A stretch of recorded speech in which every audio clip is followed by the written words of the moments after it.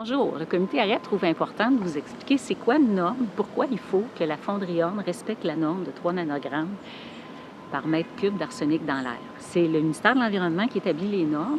Il fait ça pour protéger la santé humaine. Il se fie sur la science, par des recherches faites par l'OMS et d'autres organismes. Établir une norme, c'est un peu comme évaluer une limite de vitesse. Près d'une école, on va évaluer le temps requis pour freiner si jamais un enfant arrivait. Alors, on va évaluer le risque acceptable pour une population. Dans le cas de l'arsenic, c'est un poison. C'est cancérigène et ça a plein d'effets nocifs sur la santé. La norme qui a été établie au Québec, c'est 3 nanogrammes par mètre cube d'arsenic dans l'air. C'est une moyenne annuelle. L'idéal, ça aurait été 0. On a considéré que 0, c'était pratiquement impossible parce que, par exemple, en milieu rural, on va avoir en bas de 1 nanogramme par mètre cube dans l'air. Dans le gros trafic à Montréal, ça joue entre 1,5 et 1,9 nanogrammes par mètre cube dans l'air. Alors, au Québec, on a choisi 3 nanogrammes par mètre cube dans l'air, le maximum acceptable. Voyons maintenant comment on mesure ça à Rouyn-Noranda, l'arsenic dans l'air. Disons d'abord qu'on mesure une journée sur 3 dans une station qui est près de la fonderie et qui est située dans l'orientation des vents dominants. Alors, lorsque le vent ne souffle pas de ce côté-là, on ne mesure pas grand-chose. C'est une moyenne sur 24 heures qui va nous donner le résultat de la journée. Ça veut dire ça que lorsqu'on sort à l'extérieur, c'est un peu la roulette russe. C'est possible qu'il y ait un gros pic d'arsenic parce que l'arsenic, on ne le sent pas, on ne le voit pas, puis ça goûte rien. Ajoutons à tout ça que l'arsenic chauffé fait des petites particules qui ne sont pas captées par les filtres des stations de mesure. Au moins la moitié ne sont pas captées. Et ces petites particules-là, c'est celles qui dérangent le plus, c'est celles qui rentrent plus facilement dans les poumons, qui sont les plus nocives. C'est pour ça qu'il faut des meilleurs filtres qui mesurent en continu pendant la journée. C'est pour toutes ces raisons que le comité AREM demande toute simple. On veut que les mesures soient faites en continu avec des filtres qui mesurent toutes les particules. Regardons maintenant sur la carte. Il y a d'autres stations de mesure que celles près de la fonderie. On va regarder les résultats qu'il y a eu en 2020 à ces stations de mesure-là. Alors, à l'école Notre-Dame, 15,8 nanogrammes. À Polymétier, 7,4. À Dave-Quéant, 15,7. À l'Hôtel de Ville, 5,8. À la laiterie d'Alaire, 3,1. Ça veut dire qu'en 2020, partout où on a mesuré à Rouyn-Noranda, l'arsenic a dépassé la norme de 3 nanogrammes.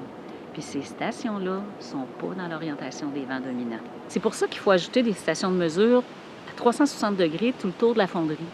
Au sud du lac Ossisco, à Noranda-Nord, dans le quartier Sacré-Cœur. En connaissant mieux l'air qu'on respire, la population va pouvoir connaître les améliorations et l'État va pouvoir agir au besoin. Historiquement, quand la norme de 3 nanogrammes a été installée, il y a plusieurs industries qui polluaient beaucoup, comme la fonderie Horn. On leur a laissé le temps de s'ajuster. On a signé avec elles des attestations d'assainissement, des autorisations gouvernementales qui leur permettaient de bouger tranquillement et de s'ajuster. Regardons maintenant ce qui s'est passé avec la fonderie Horn dans les 30 dernières années. Au début des années 90, les concentrations ont varié entre 150 et 200 nanogrammes par mètre cube. Ensuite, ça monte beaucoup, puis ça redescend en 2005. On passe même d'une moyenne annuelle de 1000 nanogrammes. Pendant cette période, la fonderie utilisait un procédé qu'elle n'utilise plus maintenant. À partir de 2005, on voit les concentrations qui varient entre 150 et 200 nanogrammes, comme au début des années 90. On voit donc très peu de changements entre le début des années 90 et les années qui se passent entre 2005 et 2016.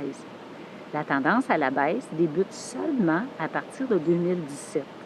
Même en 2020, on est loin du 3 nanogrammes parce que 70 nanogrammes par mètre cube, c'est encore 23 fois la norme. C'est un peu comme rouler à 690 km/h dans une zone de 30. Certains disent que la norme est trop sévère. Il ne faut pas oublier que le gouvernement s'est fié sur la science pour établir les normes. La science dit aussi que lorsqu'on est exposé à plusieurs contaminants, les impacts sont pires. Ici, à Rouyn-Noranda, on dépasse aussi les normes pour le cadmium, pour le plomb, pour le nickel. Il y a un effet synergique. Ça fait que 1 plus 4 égale 8. C'est pour tout ça qu'il faut qu'on ait des mesures complètes de ce qui se passe dans l'air à Rouyn-Noranda. Il faut des outils pertinents qui vont mesurer les petites particules, qui vont mesurer en continu et 360 degrés tout autour de la fonderie. Avec tous ces outils-là en place, on va pouvoir suivre la situation. Tout le monde va avoir l'heure juste. Le gouvernement va pouvoir suivre les améliorations de la fonderie et on va pouvoir s'assurer que rapidement, on va atteindre la qualité de l'air requise, soit 3 nanogrammes par mètre cube dans l'air par année.